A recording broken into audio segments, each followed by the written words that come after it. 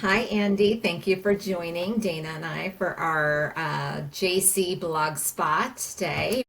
We are here to talk about your new article that just came out in Undark magazine called We're Getting It Wrong: How Flawed Conversations About Research Could Doom Efforts to Stop Gun Violence.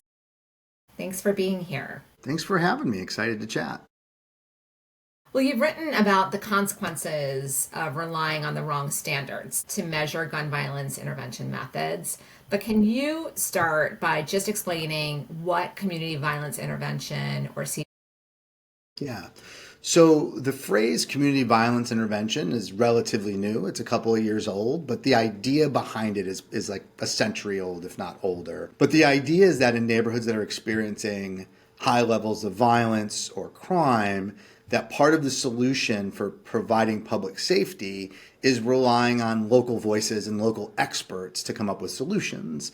And when we use the phrase community violence intervention or CVI, usually what comes to mind are individuals that have lived experience with the criminal justice system, who have somehow been touched by gun violence, that are using their own kind of networks and experiences to reach individuals who are involved in gun violence today, to make a connection, to stop the violence. So in the early 2000s, we had this phrase violence interruption that was popularized by Cure Violence. That's part of it.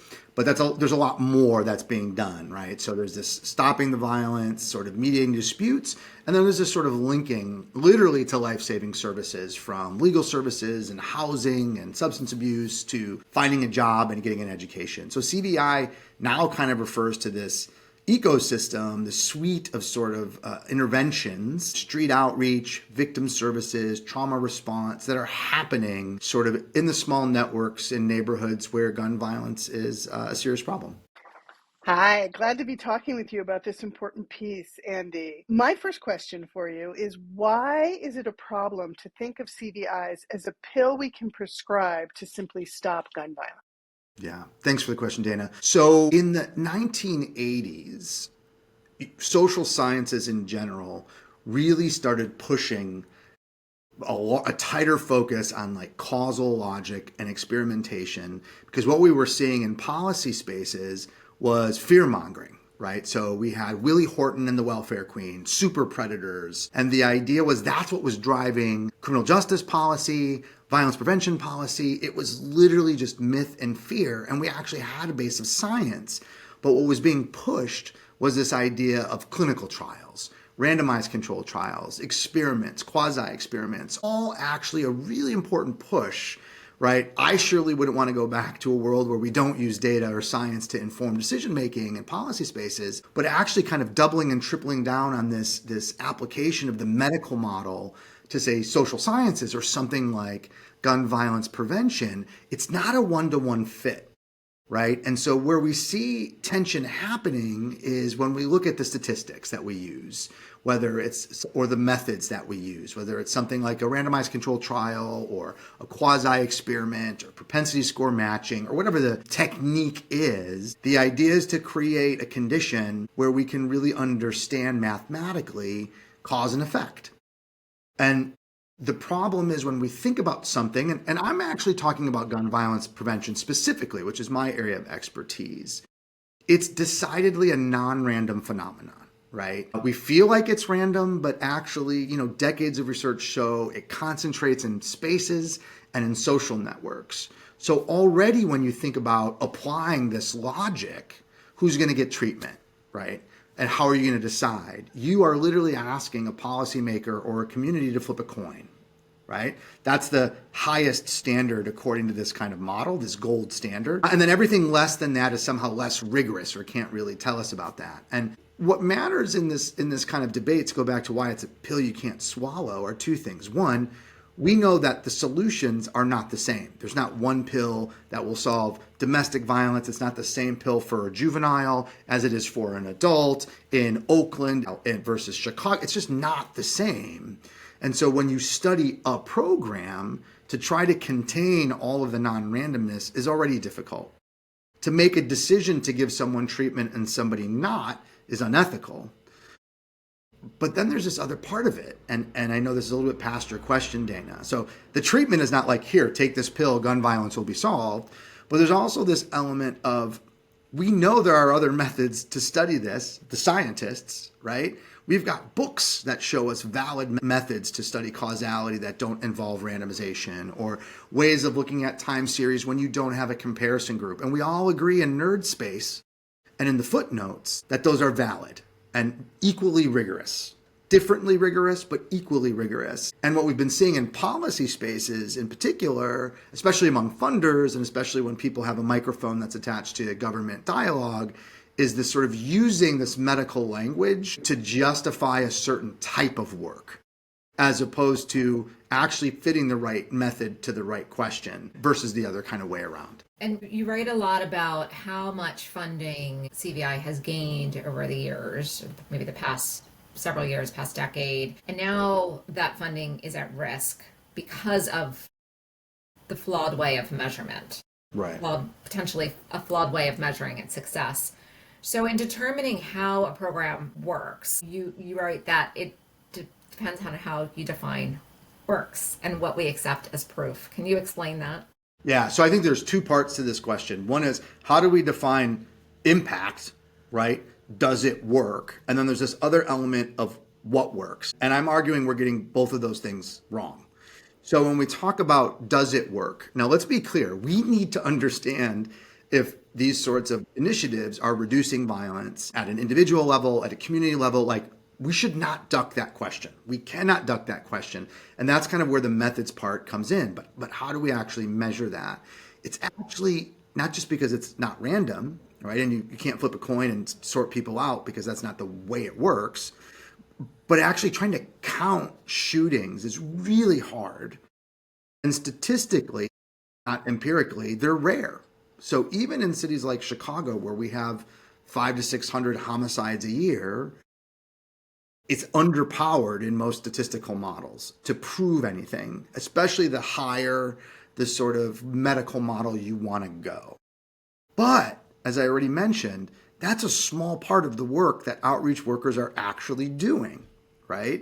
And in fact, we did a study of 200,000 contacts with outreach workers in Chicago, and this sort of violence prevention wasn't even in the top 3 of activities that they're doing. They're mentoring, they're getting referrals to health and education. Housing is a huge one.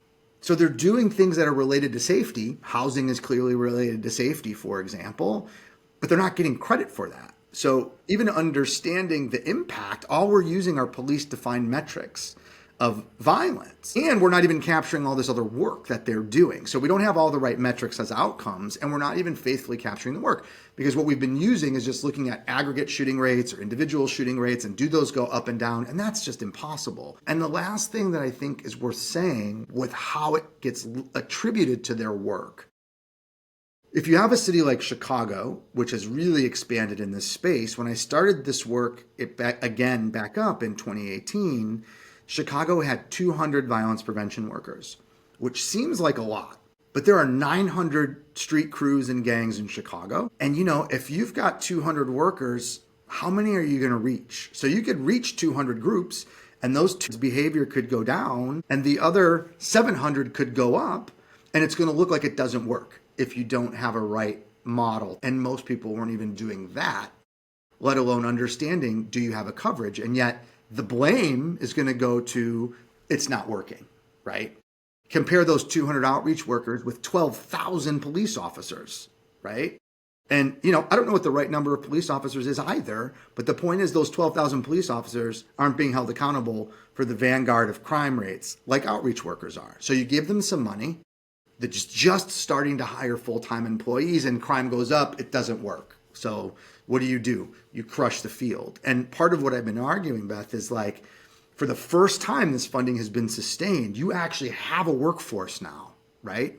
It's not supported like it should be, but actually this is the time to really lean in and understand the work, understand its impact, divert money and funds to doing creative research designs, right? How can we capture the work? How can we capture other outcomes? Violence is important, can't avoid it, but what about all the other things? Referral, perceptions of safety, mental health. Like, we do this in almost every other field.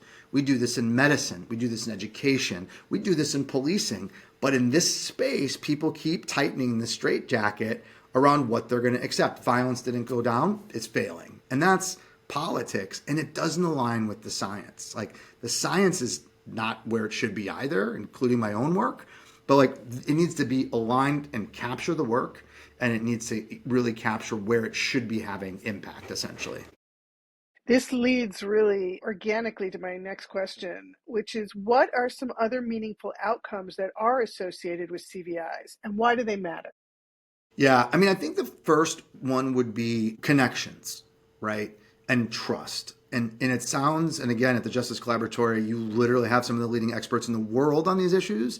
But one of the most significant things we're seeing in city after city is that outreach workers can reach people at severe levels of risk for gun violence. And it's the and that's the important part, connect them to services without a punitive element, right? So, and again, I'm not arguing that there's not a role for law enforcement or the criminal justice system, but what I'm saying is, if you can get people who are in harm's way and get them to services without leaning on the criminal justice system, that's a win for everybody, right? So connections to services would be one. Self-rated health, self-rated perceptions of safety would take you a long way to understanding this impact on people's overall well-being, because we know how those metrics work, right? Self-rated health, literally just asking somebody how they feel. I mean, it's a little bit more complicated, but not much more complicated. And studying that over time would be important. Again, do they get better outcomes for well-being, health, employment, education, their kids? I mean, just looking at what it's doing. And I think that would be a terrific place to start.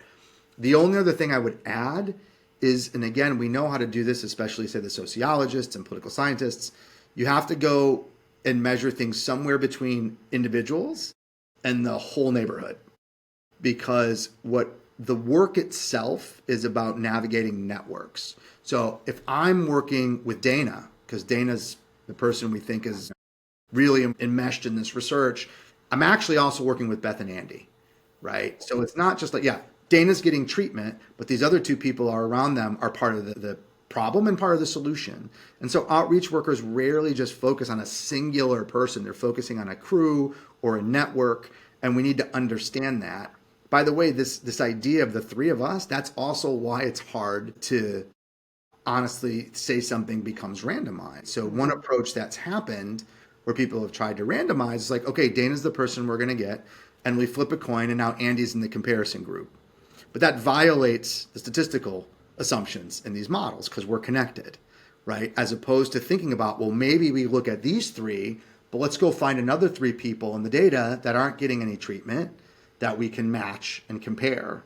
And it turns out that that will produce the same results, as randomized trials if we value that. And I think that that's, part of the argument is let's use what we know that nobody reads in the footnotes in math textbooks and be better about communicating it to the people doing the work, but also to policymakers. Really important. The issue of community, I think, gets lost, especially for people who don't really understand the cycle of gun violence and the way it impacts communities. Can you, just to back up and level set, what are the risk factors in a community for gun violence that community interventionists can actually address? Or maybe they can't. Maybe there are other methods that we need to be addressing.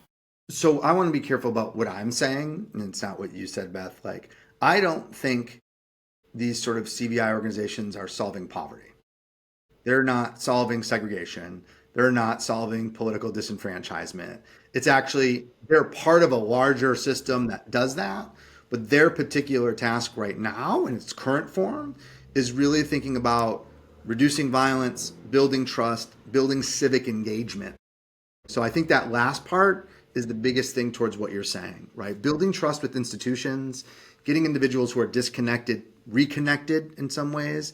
That's one way they're doing it on a larger way, but it doesn't work all those big things. And those big things took us, 200 plus years to embed in cities. And it's going to take a while to do it. But what I also think is we need to start thinking about these organizations, these CVI, what we call CVI organizations now, how they fit in to the rest of this architecture. And I think that part it's doing something crucial, and it should be in conversation with schools, other elements of the justice system. Like, how do they all fit together? That's actually one of the most important questions we need to be talking about. And in research, when you're measuring the impact of CVI, how can you can't just do that in a silo, correct? I mean, you have to look at the community, other community interventions, the community investments, and poverty rates, and education systems, and healthcare, and everything else going on in that community. So that's a super good question. And what I'm going to say is, yes, of course, nobody asks policing researchers to do that.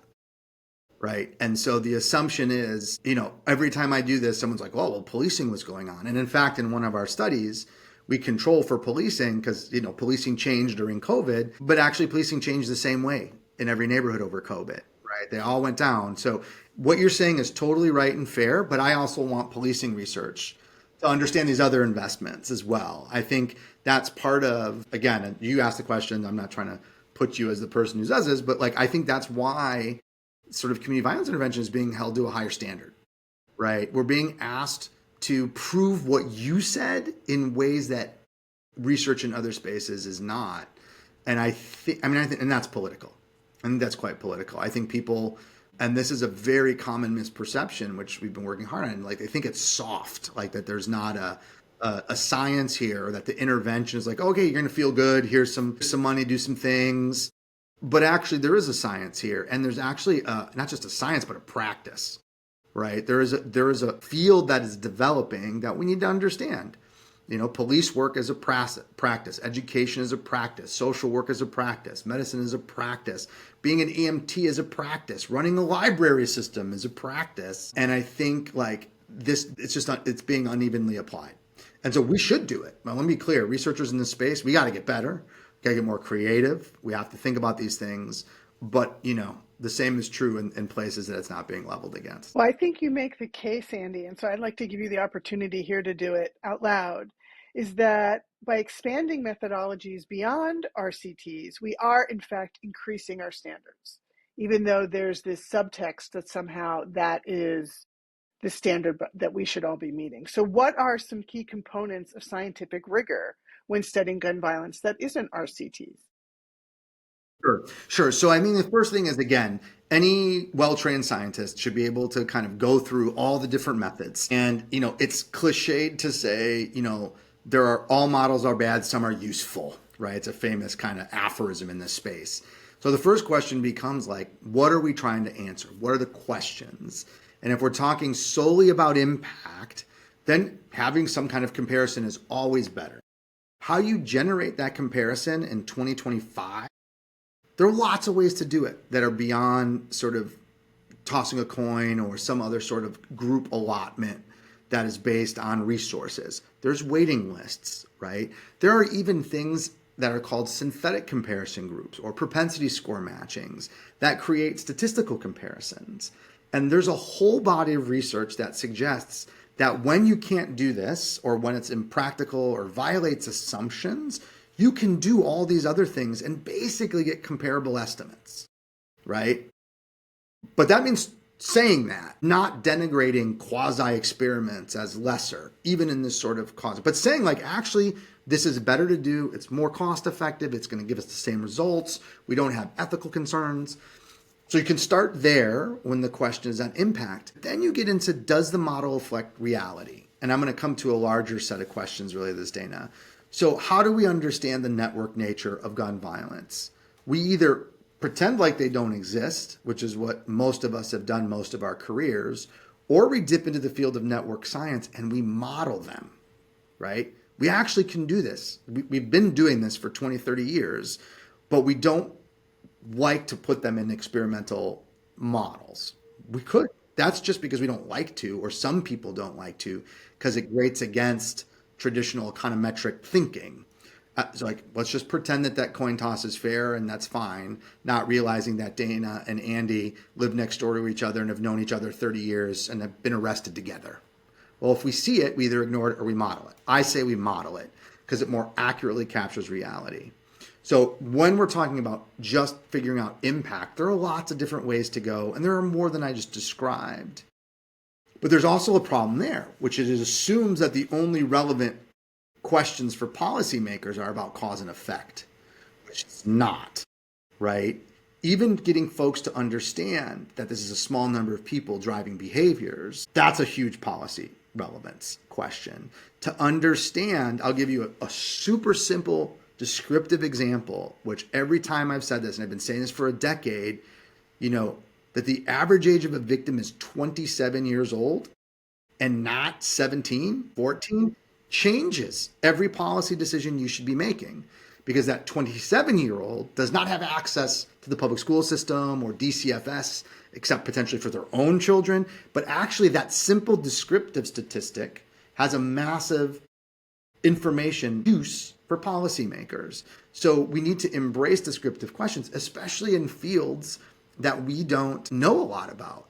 When we look to do a comparison, when we do forecasting of the economy, everybody's waiting for the jobs numbers to come out or inflation numbers to come out.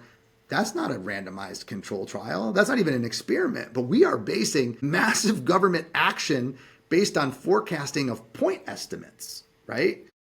And I don't have a problem with that. But when we get into our spaces, we could be doing the same things. Well, how big is the population and that's at risk, and how many people are being reached? We can't tell you how many people are being reached. Are they getting the services they need? So there's this issue of being more open to how we define impact and what that means and looks like and how we measure it, but also expanding the scale of the policy questions that are most relevant here, right? Are that small percentage of people who are involved in gun violence, are they getting what they need to begin with?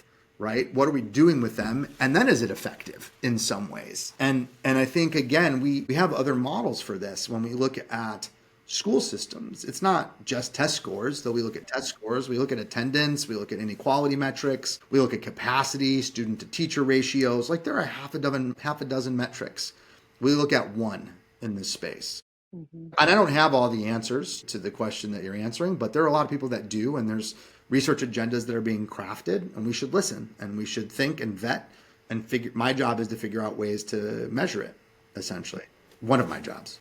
So that leads me to my next question. And so what's next? How do you make this change? How do you change the gold standard in CVI research away from RCT? What a really good question. I mean, I think we need a couple of things. We need more people to say on Twitter and LinkedIn and all these other spaces the same things they say in the academic journals, right? Mm-hmm. And I do think that that's politics. I do think when someone has a microphone and they've done a sort of randomized controlled trial or something else, that's what they try to advance, and they try to make their own work look fancier or more rigorous than somebody else's work, because there's competition for funding and there's competition for policy influence. And the problem is, when you're at the academic conference, everyone agrees.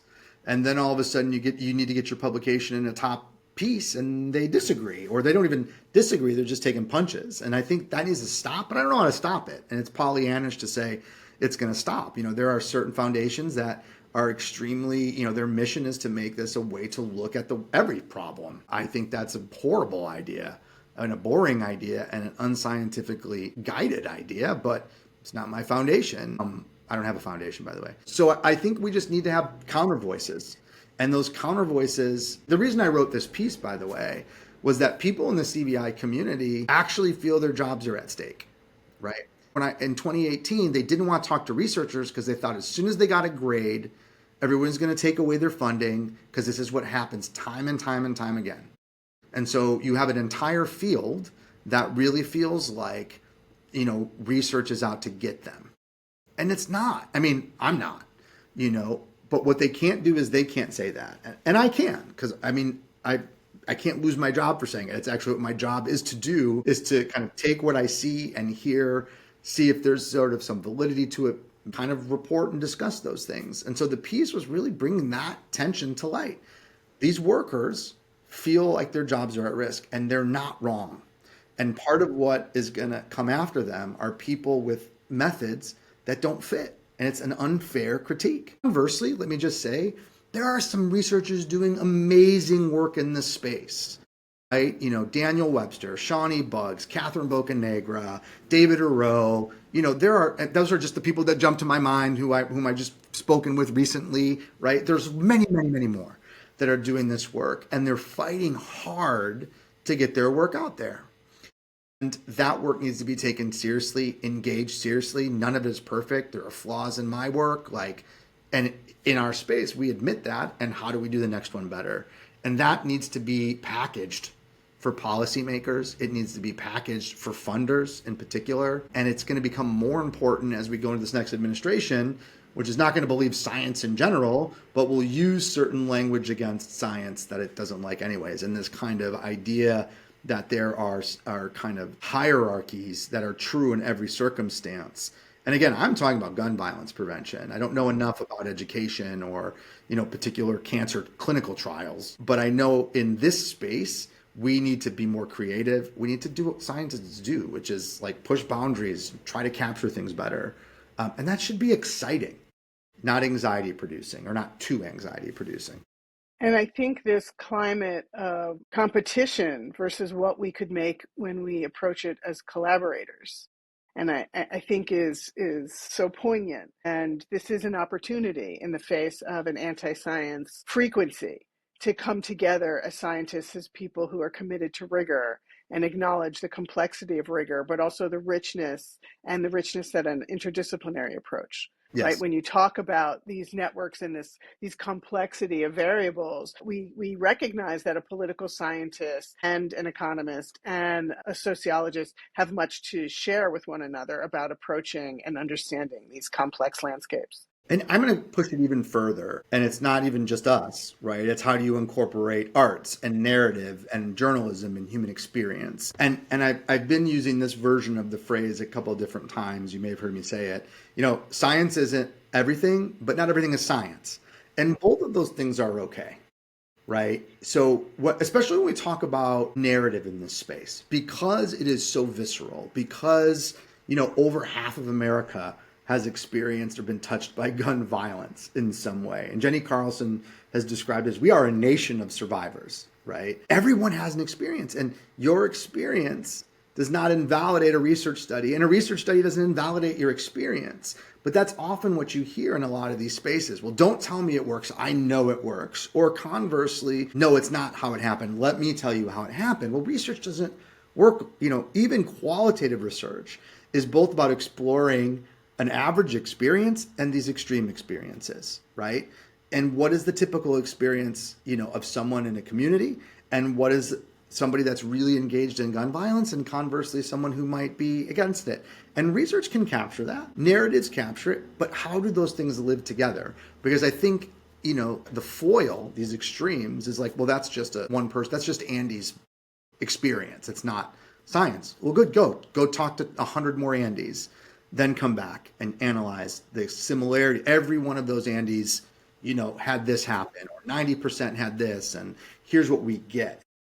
And I think I'll give an example from our own work. When we did this CRED study of Chicago CRED that came out last year, like a lot of work on community violence intervention, it had two different findings. One was the people that were part of the program had, massively statistically significant levels of no longer carrying guns or using guns, right? So they put their guns down.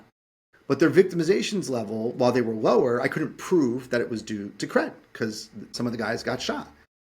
And that's where the most papers end, right? Like, oh, well, it didn't work. It didn't reduce victims. But the CRED, the organization, pushed us, and we were in this engaged process. I said, well, why did they get shot?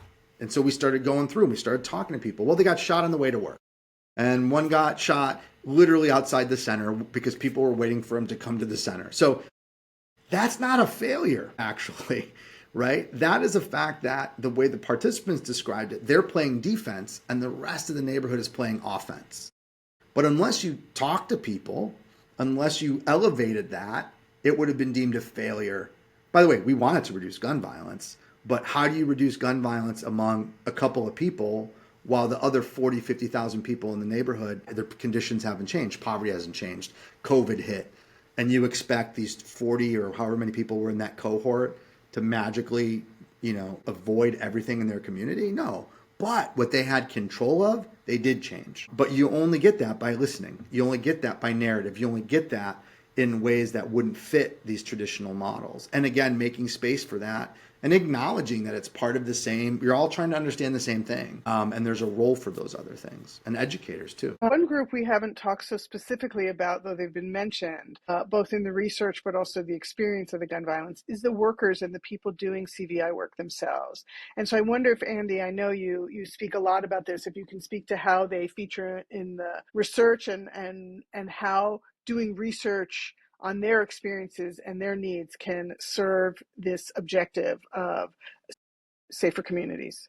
Yeah, and I actually think this question and this kind of general topic is what's at stake, right? So, it's sort of like the field of education. Teachers are really important, right? You can have the best curriculum in the world and the best institutions in the world, but if you don't have good teachers and students, do you have an education system? And in some ways, it's the same principle. You have a workforce, and actually, it's finally being developed into a workforce where there's standardized pay, where there's benefits, where there's hopefully will become avenues for growth. But as you already kind of suggested, this is a traumatized workforce, and in some ways, we're leveraging their past trauma to try to solve problems today, and that's not great. It's not great in the long run. Why do they do it? Because they love it. Because they want to make a difference. It's their neighborhood. But in the long run, we need to think about taking care of the workers, to making sure they have what they need to survive and live and thrive, because it will essentially benefit their whole community. Because when you're investing in a workforce in a neighborhood, these are historically disenfranchised neighborhoods, and you're building a workforce in those spaces, largely Black and Latino. That's going to only be a good thing, especially if they're being directed towards this idea of civic engagement, which they are. In Chicago, what else have outreach workers done? They've organized register to vote drives, They've given out backpacks for school, food drives, marches for, all other things. They're making sure, they're literally walking kids to school and bringing them their homework. That's fundamental community resources, which tells us we could do more of that through this avenue and others. Again, not just CVI, there are other organizations doing stuff, and how they fit together, I think, is the win. It's a highly traumatized workforce. They have symptoms of PTSD, although they will tell you there's no P on it because they still live in the neighborhood, and they're working the same blocks where they got shot 20 years ago, and someone just got shot there today. And so this is totally new. And even this last point is what makes it different than, say, studying returning veterans, right, who leave a combat zone to come home. You're trying to figure out how to get them re-entered into a different condition.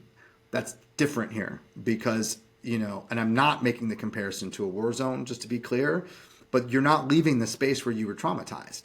You're still in many cases, not all, but in most, you're still in the same neighborhood you grew up in, and you want to help that neighborhood, but you're re-traumatizing yourself when you go to work. And there's this whole process of helping folks figure out how to use benefits, the stuff we take for granted. And, the insurance companies are impenetrable.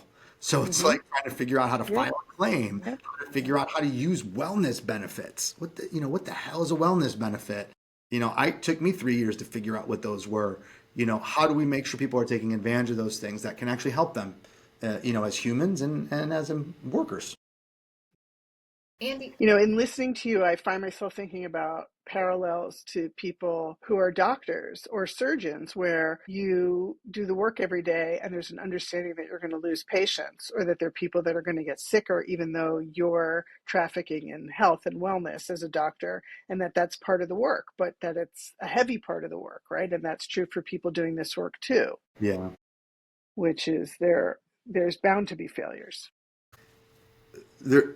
There are two things I want to say about this. So one is I'm kind of looking up in a way because I've been thinking a lot about this. We're always looking for sort of a redemption story in this space, and there are just so many non-redemption stories, right? You're working. Even the example that I just gave, where someone was shot, on their way to work. They had finished the program. They were getting their life together. They were doing everything. They were, by any metric, a success. And they got shot, because of something they did 15 years earlier, and people didn't know they had turned their life around, right? That's horrible. And the second element so there are not as many redemption stories as the daily grind is, because you move on from one trauma to the next trauma to the next trauma. So much like an ER doc, right? Great. Okay, I just saved this guy. Guess what? Another gunshot victim came in and they went home. I don't know what happened to them. And the next one came in. And so you're constantly bombarded with that. And this field is quite similar. The thing that's different than, say, most healthcare professionals, not all, is the level of attachment with their participants, right? It's more akin to a teacher in this case, which is many teachers, is like you get connected to the student, you get connected to the family. And that kind of happens here. You create a bond with someone because you met them off in this life or death moment, and then you're helping them. And so when they suffer, actually you suffer. And one of our papers looks at this called secondary traumatic stress, right? So actually I'm now losing sleep because you're hurt. And that's quite unique. Firefighters don't have that, right? Most police officers don't have that. Teachers, yes. Some types of doctors and healthcare professionals, but not all. But it's unique here because you are, and in fact, that's part of the program, right? The idea is we want you to connect. I want to connect with Beth. I know Beth's family. I'm going to try to use that to get Beth help. But then when something happens, it's going to affect me too. And at the same time, they're worried about funding and their jobs, correct? Because if they lose funding. Right. So they're housing insecure. Almost 40% of the workforce is housing insecure. They don't have a savings account. So I think, 60% had something more than $500 or $600 in a savings account. They've moved a lot in the recent past. The primary breadwinner, 40% are working a second job. And let me just take a second on that for a minute. So this is not a 9-to-5 job, right? This is Wednesday to Monday morning job, nights, weekends, you're on call. You can never not be on call. That's the other thing when you talk to the workers. Like if I'm on vacation and Dana's calling because someone's about to shoot her, you're picking up the phone, right? So they're working another job on top of that, right? 40% of the workforce is working another 20 hours or more, atop of a job that's not really 40 hours a week anyway. And it's leading, and this is something we're looking at, other indirect illnesses, right? It's high cholesterol, it exacerbates individuals' diabetes. And this is something we're actively paying attention to. And it's also something, and I forgot who mentioned it, but it's also something we've learned from other high stress professions. We know how to do shift work in hospitals, right? We know how to, we don't do it well with teachers, but like when we think about high stress environments, we know about rotations. We know about this coverage. We know about having shadows so that, my God, if I need to take a day off because my partner's having surgery or there's a birth of a kid, like I can actually feel okay letting Dana or Beth handle my cases. We don't have that here. We don't have that here because we don't have that many people. And there's not a lot of support. And, the other part, which is, by the way, to bring it back to the evaluation, people, assume you get a grant. You start your evaluation, the money hasn't gotten there, you haven't hired people, you haven't trained people, and the clock is already ticking. And you all know how long it takes to get government money to people. Like none of these organizations can pay employees and wait to get reimbursed, right? So finally, we're at a point where at least some organizations can sustain that and sustain a workforce. Now we can start talking about make space for wellness, right? Make space for career growth. And I think that will benefit everybody. I mean, it seems to me too, Andy, that another upshot of expanding the measures and moving beyond the randomized trials is really recognizing and giving the elevated, I want to say like kudos, I can't think of a better word, to measuring the increase in trust from this work, right? And so that people, one of the reasons doctors and teachers, it's a different scenario is because culturally there's so much ongoing respect and elevation of doctors, and teachers don't get the pay and the respect. But if we can really effectively capture the comprehensive work that these people are doing and give it the respect it's due, and understanding its impact for communities beyond just the simple count of how many guns, I think that even for me to feel like that the work that I somehow intuitively feel I'm doing is actually captured in the data, I think could mean something to people. I think that's 100% right. I actually think I think there's one thing, which is, we need to call this part like it is, that these programs always have resistance because of the workforce, right? The workforce is the work and the work is the workforce. And people often bristle against, you know, Black and Latino workforce that has formerly incarcerated, or, I mean, it's just not cognitively what some people want to do. Mm-hmm. And that's why people dismiss it as, oh, it's nice, but, right? And you know, there have been all sorts of derogatory terms of this workforce. You know, they feel like it's like barbershop logic, or, you know, I've heard people call it hug a thug. You know, I know it's horrible, but I mean, I've heard that phrase so many different times. It's racialized, it's stereotypical, and the whole point of it is to cut it out, right? Mm-hmm. At the same time, you know, it makes the field, as we already talked about, hesitant to publicly acknowledge its shortcomings. And there are plenty, right? There are plenty of things this field needs to do better. There are plenty of things that behind closed doors, people will say, hey, we're not getting this right.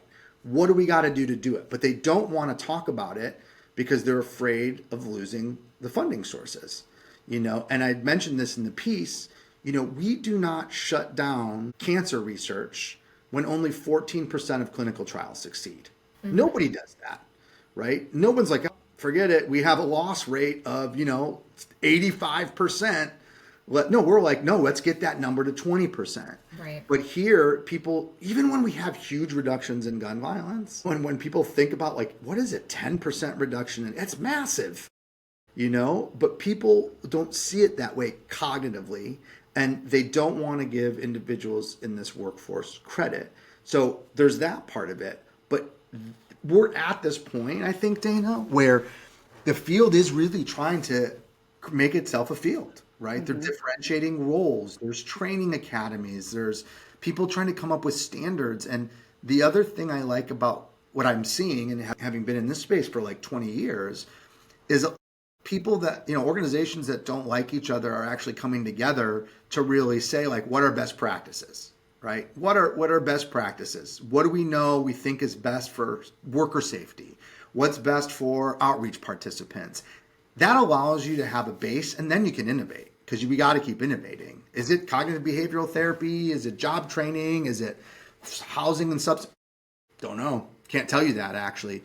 And to go back to how we keep, you know, the impact of this field, the honest assessment of the research is that sometimes it works and sometimes it doesn't. But I can't tell you when it works and when it doesn't work. That's a problem. I can't tell you if it works in some neighborhoods and not others. I can't tell you if it works for older or younger participants, or men or women, or people that are more gang involved or less gang involved. Like, I can't tell you that, right? And if I can't tell you that, we can't go, and we got to get past that, because we can't just say, oh my God, this is the cure-all. Mm-hmm. This is going to solve. It's not going to solve gun violence in America. What it's going to do is it's going to help. It's going to help us realize a vision of public safety that is beyond, you know, just lower shootings, but also involves community in a real way, not sort of a tokenized way. And, you know, that's the hope. And that's what's at stake, I think.